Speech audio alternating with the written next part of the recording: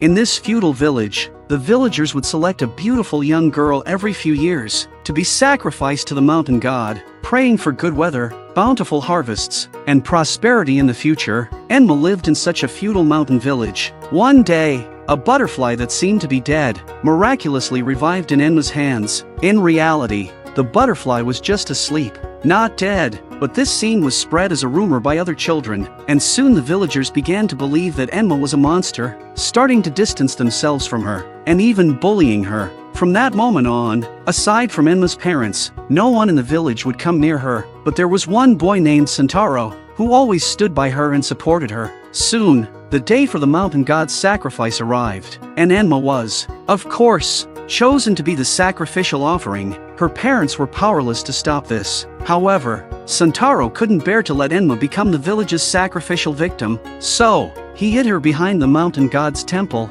In the following days, he brought Enma clean clothes and food every day. Although the environment there was harsh, and Enma couldn't leave, as long as Sentaro was with her, she didn't feel as scared. In Enma's heart, the happiest moments were when she sang with Sentaro. Sentaro also made her a promise that he would always protect her, but in recent years, the villagers' harvests had been poor, and they started to suspect that the mountain god wasn't satisfied with this year's sacrifice. At the same time, Sentaro's daily trips up the mountain, regardless of the weather, began to raise the villagers' suspicions. Over the years, Enma grew even more beautiful. Sentaro truly loved her. There were many times he wanted to escape with her from this feudal village, but then, an unexpected event occurred. The villagers had been following Sentaro and found a hiding place. In their anger, they blamed the poor harvests on Enma. Sentaro tried to take Enma and flee, but his father held him down. In his father's eyes, Sentaro had already done enough for Enma, but the villagers never considered Enma as a human being. To make amends to the mountain god,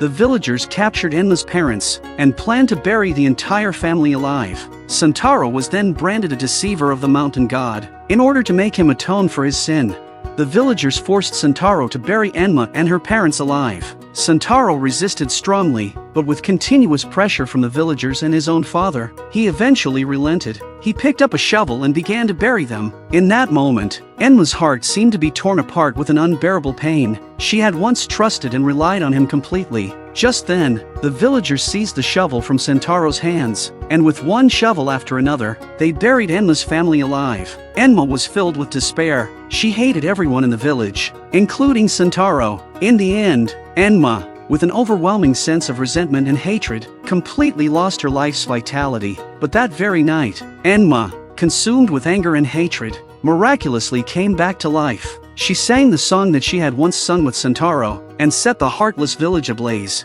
turning it into a sea of fire. However, at this moment, Sentaro, filled with guilt towards Enma, had already run out of the village, and thus narrowly escaped the calamity. Sentaro saw Enma from a distance. At that moment, he completely broke down. He ran while laughing hysterically. The branches scratched his body, but he felt no pain at all. The injuries Sentaro suffered were nothing compared to what Enma had endured. From then on, Enma became the messenger of hell. People called her Hell Girl. In her heart, there was no love, nor was there hatred. She lived in the sea of blood-red flowers in hell, and she stayed there for 400 years. During the 400 years as Hell Girl, she witnessed all the evil of humanity through her scarlet eyes, and saw through all the suffering of the world. From that time on, a legend began to spread among the people. The legend spoke of a website called Hell Correspondence, which only opens at midnight. If someone enters the name of a person they detest on this website, Hell Girl Enma will appear and give them a straw doll. If the person unties the red string on the straw doll, Enma will send the target individual to hell.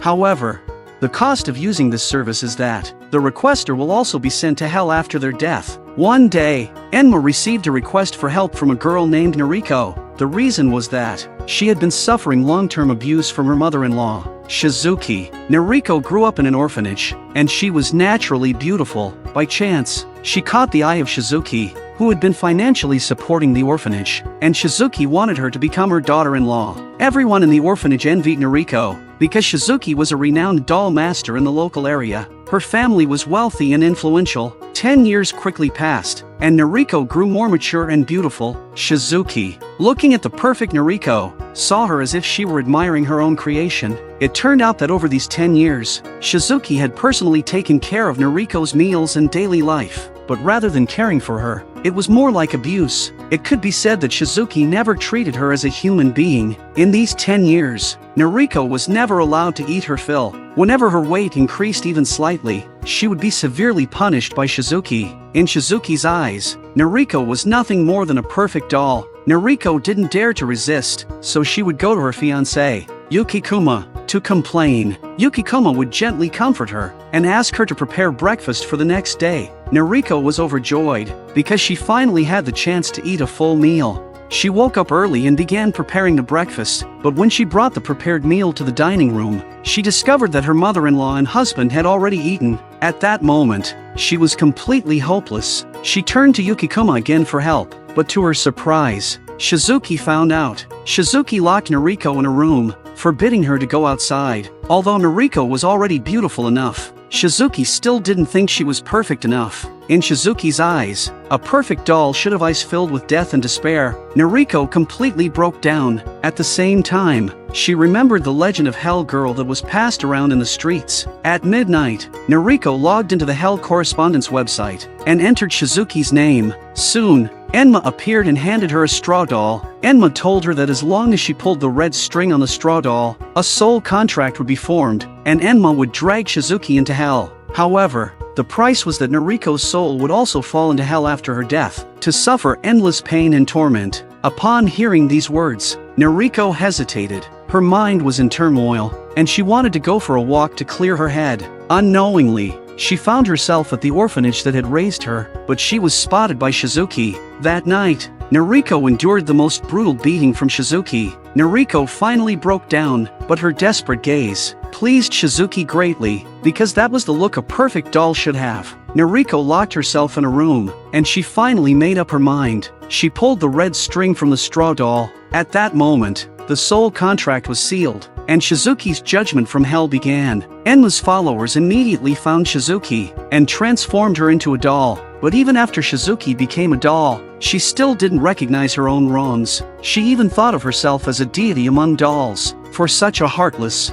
vicious old woman, Enma felt that hell was the perfect place for her. Enma then began chanting a spell. When Shizuki awoke again, she found herself floating above the river Styx of the dead. Enma was rowing a small boat, slowly taking her to hell. Once everything was over, Noriko finally felt that she could begin a happy life with Yukikuma. But Yukikuma suddenly said to her, "Your eyes, they're like a doll's." Enma shuttles back and forth between the human world and hell, carrying out various tasks. Aside from those who summon her, no one can see her. In her heart, there is no love, no hatred, not even any emotions. But everything changed on the day a girl named Tsugumi appeared. Tsugumi was able to see Enma. Not only that, she could occasionally see things from Enma's perspective. On several occasions, she even witnessed the terrifying scenes of Enma dragging people to hell. This caused Tsugumi's father, Shibata, to feel both fear and joy. The fear was because Tsugumi could see the existence of Hell Girl, and the joy was because Shibata saw an opportunity to profit from Hell Girl. Shibata was a journalist, often earning money by secretly investigating scandals of celebrities. He had also heard of the legend of Hell Girl, so he researched much about her,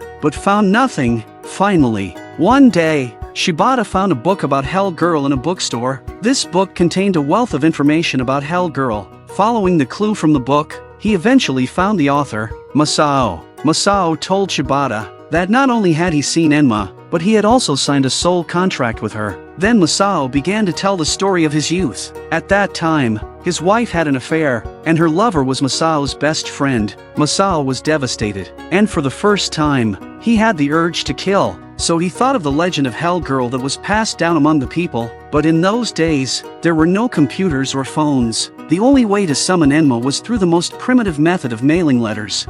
Enma appeared soon after, and a soul contract was formed between her and Masao. From that day on, Masao's wife and that man disappeared together. He knew that Enma had fulfilled his wish, but from that moment on, he bore a mark on his chest. Masao knew that this was the mark of his soul being sold to hell. It also meant that after his death, he would fall into hell. Masao told Shibata that he had a terminal illness and wouldn't live much longer. He could die at any time. He then told Shibata many things about Enma. Masao was deeply fascinated by Enma's supernatural power. For this reason, he had collected many photos and paintings of Enma. Shibata hoped that Masao would come to his senses, and said that it was Hell Girl who had ruined his life. But Masao said that he didn't regret it. If Enma hadn't helped him at that time, perhaps he would have died of depression long ago. Masao made the final stroke on the painting of Enma, then left this world. When he woke up again, he found himself floating above the river Styx of the dead. He finally saw Enma once more. Enma told him that hell was a vast place, and perhaps Masao could find a place to settle there.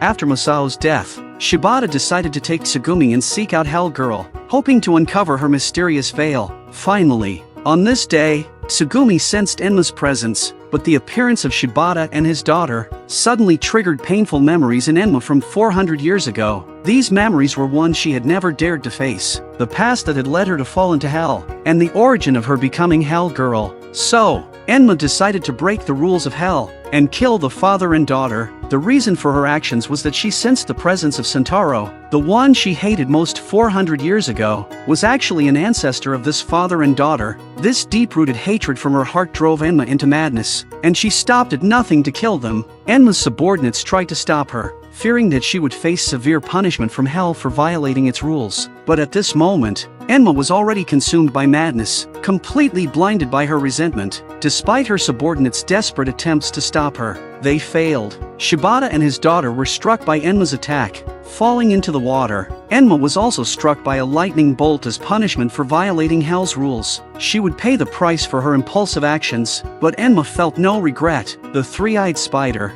her superior, was the one who had initially granted Enma her position as the messenger of hell. Now, because of the grave sin Enma had committed, the three-eyed spider prepared to revoke her status as a hell messenger, and exiled her to the deepest part of hell, where she would be punished forever. However, Enma knew she couldn't return yet, because the fire of hatred inside her heart still hadn't been extinguished. So, she broke free from the three-eyed spider's grip, and escaped back to the human world. Enma instructed her subordinates to keep watch over Shibata, while she directly approached Tsugumi. Enma transformed into Tsugumi's mother, Ayumi, and told her a secret about her mother. Ayumi was someone Shibata had pursued tirelessly during his university days. Not long after, they got married and had Tsugumi. In order to give the two of them a better life, Shibata works tirelessly day and night, sometimes not returning home for several days at a time. As a result, Shibata often neglected Ayumi's feelings. But one day, while Shibata was working, he caught a glimpse of his wife's affair. This caused him to lose all face in front of his colleagues. He couldn't believe Ayumi would betray him. Later, Ayumi genuinely begged Shibata for forgiveness, but he angrily yelled at her and sent her away. Not long after, Ayumi died in a car accident. Upon learning the truth, Tsugumi was manipulated by Enma, and decided to take revenge on her father. Enma then handed her a straw doll, and explained how to use it. At this moment, Tsugumi was completely overwhelmed, her mind spiraling into madness. Just as she was about to pull the red string on the straw doll, Shibata rushed over in time. Shibata's arrival made Enma furious, and she even harmed her loyal subordinates. This time, Enma was determined to destroy the descendants of Sentaro, and no one could stop her. She then took Shibata and Tsugumi into the scene of Ayumi's car accident. Seeing this, Shibata fell to his knees. He regretted it deeply. He wished it had been him who died instead. Shibata's repentance melted Tsugumi's hatred in an instant. At that moment, she realized that her father wasn't to blame. It was fate that had been cruel to them all. Her parents had loved each other but had also hurt each other. They had missed each other but were now facing eternal separation. But some love had once been real. Just like Sentaro's love for Enma 400 years ago, he truly loved her back then. And Shibata truly loved Ayumi. And more than anything, he loved their daughter, Tsugumi. The moments they spent together, happy and content, were genuine and from the heart. Tsugumi's words triggered memories deep within Enma's heart. At that moment, she no longer loved Sentaro, nor did she hate him. Then the three of them went to a temple together. This temple was built by Sentaro as an act of repentance. Enma glanced at the temple, and then released hellfire. The love and hatred deep within Enma's heart were burned clean by the fire. As she turned away, she transformed back into the Hell Girl, a being without love, without hatred, and without any emotions at all.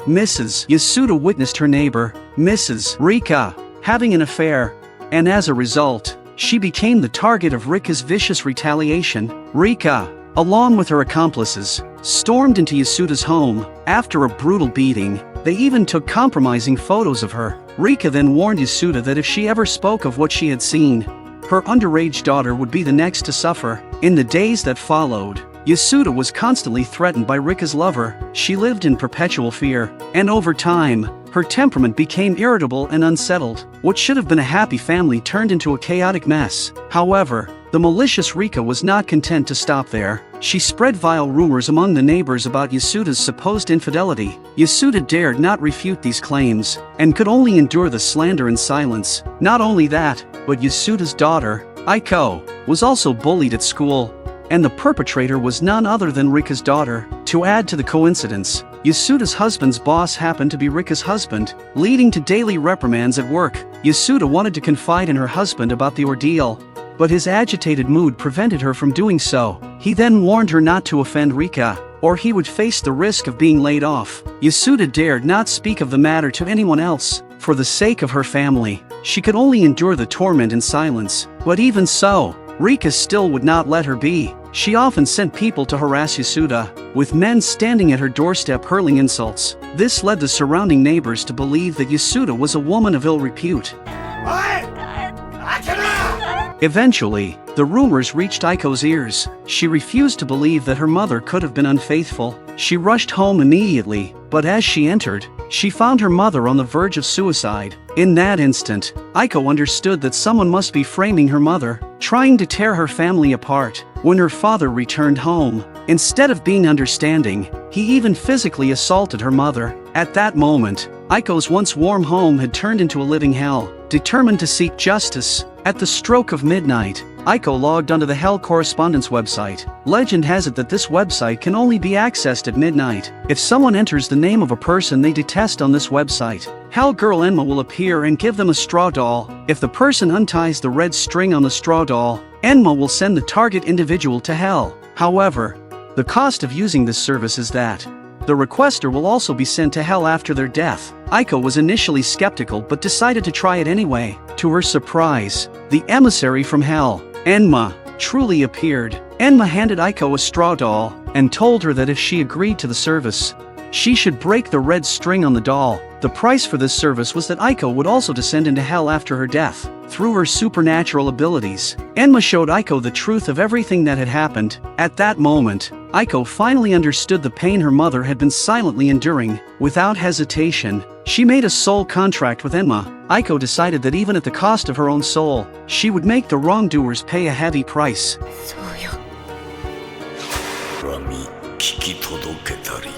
Enma then changed into her work attire and began her task. Enma's subordinate, Ikimoku, who happened to be strikingly handsome, was sent to seduce Rika. Rika quickly fell into the trap set by Ikimoku. Now, Rika was experiencing the pain that Yasuda had endured, magnified many times over. Finally, Rika completely broke down amidst endless verbal abuse. 浮気してたの戸高さんだったのね。盛りのついたメス犬めが。これじゃとんだ晒し者ですわ。At that moment, everyone around her suddenly disappeared. It turned out that all of this was an illusion set up by Enma. Enma then chanted an incantation. The malicious woman was finally taken to the river Styx. What awaited her was endless torment and suffering. Everything was over. Aiko saw the smile return to her mother's face. Her family had returned to its former warmth, but only Aiko knew that she would go to hell after her death. Yet, the thought of having protected her mother made it all worth it. At the stroke of midnight, if you enter the name of someone you despise, on a website called Hell Correspondence, Hell Girl Enma will appear and cast your hated target into the abyss of hell. This is an urban legend whispered among children. Mayumi was the class representative. Her classmates entrusted her with the funds they had collected for a charity drive. Thrilled by their trust, she vowed to handle it responsibly, but then she accidentally lost the envelope containing the money. To cover her mistake, she borrowed money from Sakura, a classmate who had always bullied her. This marked the beginning of her nightmare. Sakura imposed exorbitant interest on the debt. To repay it, Mayumi began stealing money from her own family. Yet Sakura only escalated her cruelty, treating Mayumi like a slave, hurling insults and physical abuse. Mayumi never fought back, only muttering endless apologies. One day, Mayumi overheard classmates talking about the Hell Girl legend. That night, at midnight, she logged into Hell Correspondence, but hesitated to press send. In the days that followed, Sakura became even more relentless in bullying her. Finally, Mayumi made up her mind. She logged onto the Hell Correspondence website and filled in Sakura's name. She then decisively pressed the send button. Her phone quickly received a text message from the Hell Girl, but Enma did not appear. The following days brought even worse torment. Sakura dragged Mayumi to the red light district, took compromising photos, and blackmailed her. Finally, broken beyond endurance, Mayumi climbed to the rooftop of a high-rise and prepared to jump. Just then, Hell Girl Enma appeared. She transported Mayumi to a large tree, offering to erase her hatred. Enma handed her a straw doll, explaining that tearing its red string would forge a soul contract. As the condition for sending Sakura to hell, Mayumi's soul will endure eternal torment in hell after her death. The cost was too great. Mayumi couldn't bring herself to pull the string, but what Mayumi couldn't have imagined was that Sakura actually uploaded her photo onto the website. Mayumi became the school's scandalous gossip. Even her teachers confronted her. Hatred burned in Mayumi's eyes. With trembling hands, she tore the red string. Enma donned her work uniform and began her task. Meanwhile, Sakura plotted new ways to torment Mayumi. She lured Mayumi to the school at night, but Mayumi fled. When Sakura entered the classroom, she found students and teachers holding a midnight class. Terrified, Sakura ran outside, only to find daylight suddenly blazing. A volleyball in the courtyard morphed into a human skull. Screaming, Sakura bolted back inside, where three figures blocked her path. At this moment, Sakura felt that everything that had just happened was a prank by these three people. She thought Mayumi had brought them to retaliate against her, but she had no idea that these individuals were not human at all. Until Enma materialized behind her. Chanting a spell, Sakura collapsed. When she awoke, she was adrift on the river Styx, condemned to endless agony.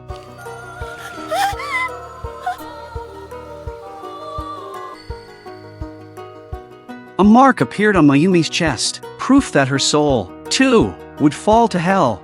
This time, the one seeking Hell Girl's help was a girl named Ryoko. She constantly felt like she was being watched by a mysterious stalker who seemed invisible yet omnipresent. No matter what she did, the stalker knew every detail. Ryoko lived in perpetual terror. What horrified her most was the stalker's daily phone calls. She changed her number multiple times, but the stalker always found her new number. Even the birthday gifts he left were grotesque. Ryoko reported it to the police repeatedly, but they could never identify the culprit. In desperation, she logged onto Hell Correspondence and summoned Enma. Meanwhile, Ryoko's father visited the police station again, pleading with Officer Kisaragi for help. Kisaragi admitted the case was highly sensitive. Their investigation suggested the stalker was within the police force. This severely limited their actions. They had narrowed the suspect to Akimoto, but lacked concrete evidence. Kisaragi urged Ryoko's father to wait patiently, yet the stalker's harassment grew worse. Just then, Enma appeared, pulling Ryoko into an otherworldly dimension. She handed her a straw doll, warning her of the grave cost of the soul contract. The price was too steep. Ryoko decided to wait, but unexpectedly, something quickly happened. Ryoko's father unexpectedly discovered Akimoto's body, and he was also attacked. It turns out he was deceived by Officer Kisaragi, and Kisaragi is the mysterious person who has been harassing Ryoko all along. Kisaragi, exploiting his police authority, lured Ryoko to a remote warehouse. By the time she realized the trap, it was too late. At a critical moment, Ryoko tore off the red thread from the straw doll, just as the soul contract was about to be sealed. Enma's subordinate Ikimoku suddenly appeared and drove away Kisaragi, but Ryoko also gained a mark on her chest. Ikimoku told her, this is the price she paid for selling her soul. Meanwhile, Enma, freshly bathed and clad in her work attire, prepared Kisaragi's judgment. Kisaragi fled to the hospital where Ryoko's father lay recovering. Unbeknownst to him, the entire building was under Enma's control. Hallucinations of horrors engulfed him. He staggered into Ryoko's father's room, grabbed a fruit knife, and lunged at Ryoko, only for her to morph into a grinning skull. Within minutes, Kisaragi shattered. He scrambled to escape, but Enma stood before him, chanting her curse. Kisaragi blacked out. When he awoke, he was adrift on the river Styx, where hell's punishments awaited.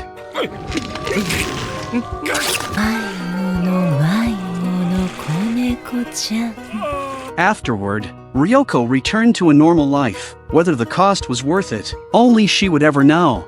Matojo is the most famous veterinarian in the area. On this day, a girl named Junko brought her pet dog of 10 years to him for treatment. Unfortunately, the dog's illness was too severe, and it soon passed away in pain on the operating table. This left Junko devastated because the dog had been her companion for a decade, almost like family to her. Despite the heartbreaking reality, Junko had to come to terms with the loss. However, a few days later, Matojo's assistant Mio found Junko and revealed a shocking truth. Matojo, as it turned out, was a person with a human face but a heart of a beast. He only served the wealthy and powerful with pets, disregarding those from ordinary families as worthless. Countless pets had perished under his care, but his reputation remained untarnished as people never questioned him. But Meow, as Matojo's assistant, just couldn't bear to watch, because just 2 days ago, a little dog with a broken leg bone was brought to Matojo's pet hospital, needing urgent surgical treatment. But Matojo actually went on a date and ended up missing the best treatment window, resulting in the little dog losing a leg entirely. And Junko's little dog was also delayed by Matojo, missing the optimal treatment time, because at that moment, he took a phone call and then went to play golf with the mayor, ultimately leading to Junko's little dog painfully dying on the operating table. Junko waited outside for 2 hours, but her little dog didn't receive any treatment, only receiving a kind injection of pain relief from Meow. Upon hearing the truth, Junko completely broke down. She wanted Matojo to receive the punishment he deserved, but she had no evidence to report him. She then placed her hopes on the folk legend known as Hell Girl. At midnight, Junko logged onto the Hell Correspondence website. To her surprise, Enma actually appeared before her. Enma handed her a straw doll and told her she could send Matojo straight to hell, but the cost would be Junko's soul falling into hell after her death. Enduring endless suffering, this price was too steep. Junko decided to rely on her own strength to ensure Matojo faced the punishment he deserved. So, she asked Mio to help gather evidence of Matojo's crimes. Unfortunately, Matojo happened to discover them. Matojo told Junko that these pets were just tools for making money. Whoever paid him more would receive priority service, but for the owners of these pets, they were like family. Matojo's attitude made Junko very angry, but she was powerless against him. Matojo kicked them out, resulting in Mio losing her job. The more Junko thought about it, the angrier she became. So she made a firm decision to ensure Matojo faced judgment from hell. Junko snapped the red thread on the straw doll. As the red thread broke, Junko also entered into a soul contract with hell. Meanwhile, on his way home by car, Matojo got into an accident. His thigh was crushed, and all of this was the work of endless subordinates, who wanted Matojo to experience the feeling of being severely injured and untreated. However, Matojo remained unrepentant. For this reason, Enma decided to drag him into hell. After all, a person as inhumane as Matojo was more suited to hell. As Enma chanted the spell, Matojo soon lost consciousness, and when he woke up again, he found himself in the river Styx. Then those little dogs that he had caused to die climbed up from the river Styx. Matojo finally received the punishment he deserved, but all of this was his own fault. He was being dragged into hell, enduring endless pain and torment.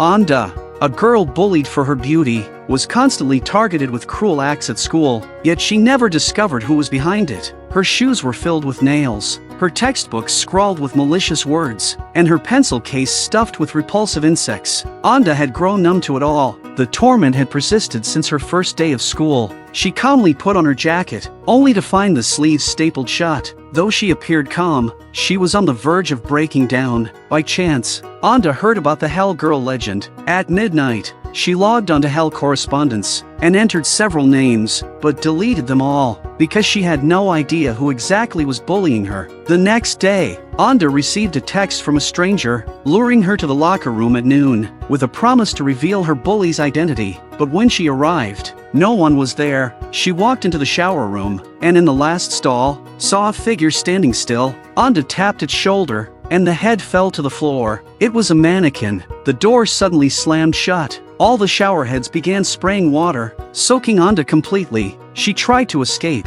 but the door was locked. In her panic, she collapsed and fainted. When she woke up, her chemistry teacher, Miss Kamashiro, was watching her with concern. For the first time, Anda felt warmth in that cold school. She finally burst into tears. After that day, Anda began to smile. A faint light pierced her dark school life, and it was Miss Kamashiro who brought her that warmth. To show gratitude, Anda baked cookies for her at home, but disaster soon struck. The next day, her classmate Tsunenari approached Anda and took her to Kamashiro's chemistry lab. Tsunenari used a stolen key to unlock the door. They approached a desk. Tsunenari showed her the insects Kamashiro kept, the same ones that had infested Anda's pencil case days earlier. Tsunenari revealed she had seen Kamashiro planting the insects. Anda stood frozen, unable to believe it. Then she noticed a mannequin in the corner, its fingers wrapped in bandages identical to hers. Terrified, Anda ran away. Kamashiro watched everything coldly. That midnight, Anda entered Kamashiro's name on Hell Correspondence. Enma appeared immediately, handing her a straw doll. Enma told Anda, if you tear the red string on the straw doll, a soul contract will be forged. I will drag Kamashiro to hell, but the price is that your soul, too, will be condemned to hell after death. The price was too steep. Anda hesitated. She needed time to decide. The next day, her wardrobe overflowed with squirming insects. Kamashiro stood nearby, observing the scene with indifference. She then led Anda to the lab, praising her cookies as delicious, before pulling out a bottle of concentrated hydrochloric acid and dripping it onto Anda's skin. Anda screamed in agony, a sound that only excited Kamashiro further, as Kamashiro raised the acid toward Anda's face. Muttering about observing the chemical reaction, Anda shoved her to the ground and tore the red string from the straw doll. The moment the soul contract sealed, Enma changed into her work attire and began her task. Kamashiro was sealed inside a glass vessel, where Enma's subordinates conducted grotesque experiments. Her body melted bit by bit as Enma chanted her spell, until Kamashiro blacked out. When she awoke again, she found herself on the river Styx. Enma rowed the boat, slowly ferrying Kamashiro into the depths of hell. But the nightmare had not truly ended. The next day, Tsunenari asked Anda to help staple papers. As Anda picked up Tsunenari's stapler, she suddenly realized something. Ayaka is the adopted daughter of the famous actress Kumiko. However, she harbors resentment towards Kumiko for being overly strict with her, to the extent of contemplating killing her to inherit the estate. Since being adopted by Kumiko years ago, Ayaka had lived a life of luxury. Kumiko provided her with the finest upbringing and groomed her as her heir, but Ayaka grew lazy, failing to master even basic dance moves. Kumiko was very disappointed with her performance, so she became increasingly harsh towards her. But Ayaka interpreted the increasingly strict demands from Kumiko as torment upon herself. Her hatred festered, even developing resentment towards her mother, who provided her with a comfortable life. In response, Ayaka even contemplated killing her foster mother to inherit her wealth. At midnight, Ayaka secretly logged onto Hell Correspondence and entered Kumiko's name. Hell Girl Enma appeared instantly, handing her a straw doll. Enma explained, "Tear the red string, and I will drag Kumiko to hell, but your soul will join hers in eternal torment after death." The price terrified Ayaka. She abandoned the plan, scheming to inherit the fortune through deception instead. The next day, Ayaka hired 2 thugs from her orphanage days to stage a fake attack on Kumiko, planning to rescue her and earn trust. But Kumiko effortlessly overpowered the thugs. Ayaka rushed in with an umbrella, pretending to protect her, only for Kumiko to see through the act immediately. The next day, Kumiko brought in a new actress, Yoshiko, to play the leading role in Kumiko's farewell performance. This role was originally meant for Ayaka, but Kumiko replaced her with Yoshiko. Ayaka was furious about this change. She confronted Kumiko, demanding to know why she would do this to her. However, Kumiko calmly told Ayaka that her abilities were simply not suitable for such a significant role. Kumiko then continued to advise Ayaka that if she wanted to play important roles, she needed to work harder and improve her skills. At that moment, Ayaka was unable to listen to Kumiko's well-intentioned words. Unconsciously, she found herself in the dance studio, where she saw Yoshiko diligently practicing. The more Ayaka watched Yoshiko, the angrier she became. At this moment, a malicious plan started brewing in Ayaka's mind. The next day, after training, Yoshiko went to the dressing room to change her shoes, only to get injured by a nail inside one of them. At that moment, Ayaka suddenly stepped forward and earnestly told everyone not to harbor resentment towards Yoshiko or seek revenge just because she had replaced her. She urged everyone to treat Yoshiko well. Ayaka's words deeply touched the innocent Yoshiko, and soon they became good friends. They made plans to go out together. However, on their way, they encountered the two troublemakers from before. Ayaka immediately left the scene, and the two men took Yoshiko to a narrow alley, where they forced her to drink a bottle of throat-damaging liquid.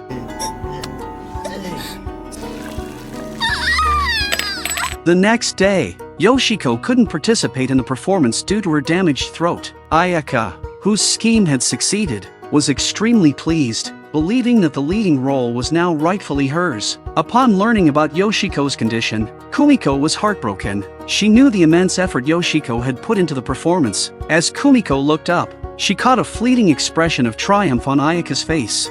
And at that moment, she seemed to understand everything. Subsequently, Kumiko made two announcements to Ayaka. Firstly, she decided to cancel the farewell performance and disband the theater troupe. Secondly, she would hold a press conference to announce the termination of their foster mother-daughter relationship. Because Ayaka's actions had deeply disappointed her, Kumiko felt that Ayaka was too malicious, and she didn't need such a person as her foster daughter. Seeing this, Ayaka immediately put on a pitiful act and threw herself into Kumiko's arms. However, Kumiko saw through her hypocrisy and pushed her away. Ayaka finally dropped her pretense and revealed her true malicious nature. She began to hurl insults at Kumiko, who was deeply saddened by Ayaka's transformation. Kumiko couldn't understand why Ayaka had changed so drastically. Kumiko told Ayaka that as long as she acknowledged her mistakes and worked on honing her skills, she would definitely help her become an outstanding actress. However, Ayaka showed no gratitude and expressed her dislike for acting,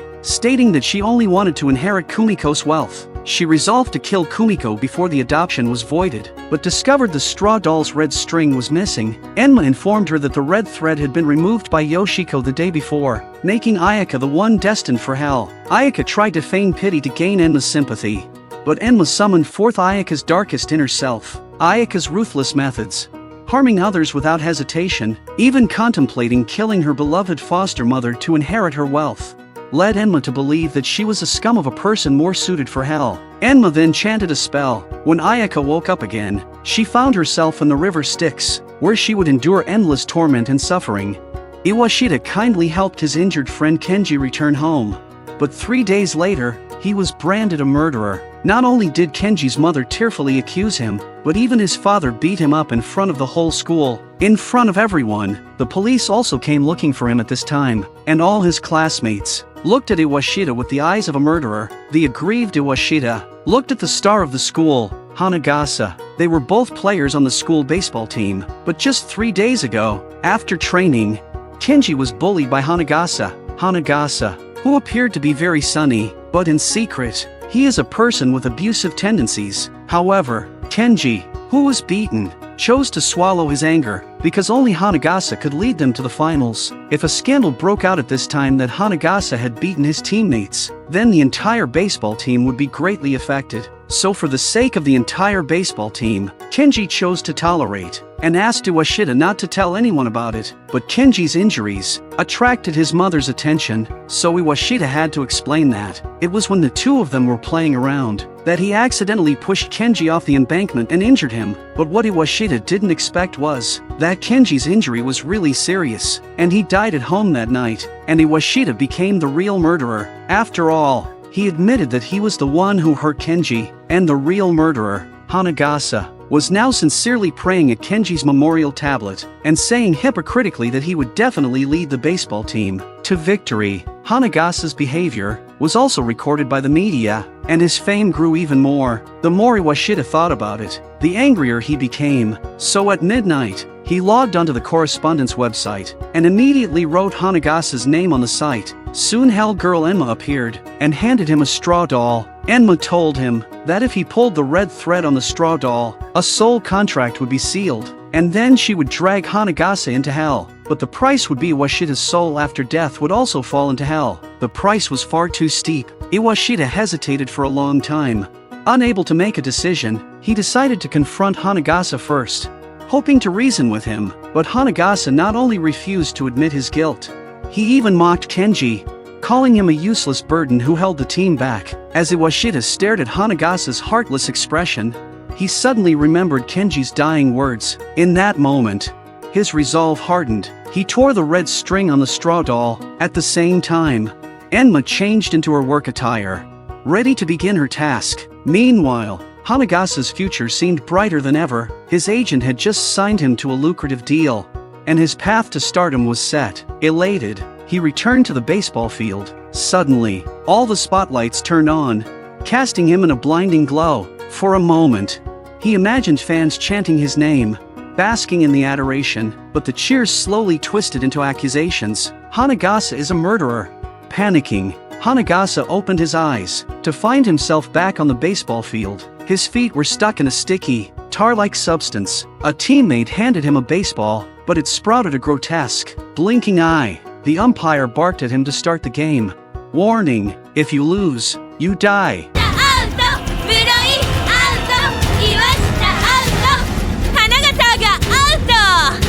Hanagasa dismissed it as a prank and began to play, but horrors unfolded. His arm turned to stone and shattered, and monstrous visions tormented him. Just as he completely broke down, Enma's subordinates appeared, signaling the start of his judgment. However, Hanagasa still refused to admit guilt. He even felt that Kenji dying by his hands was his honor, and Iwashita taking the blame for him was even more his honor. Just then, Enma appeared. She believed that someone as inhumane as Hanagasa was more suited for hell. Enma then chanted a spell, causing Hanagasa to quickly lose consciousness. When he woke up again, he found himself on the river Styx, with Enma rowing a boat carrying him. He was to enter hell and endure endless suffering and torment.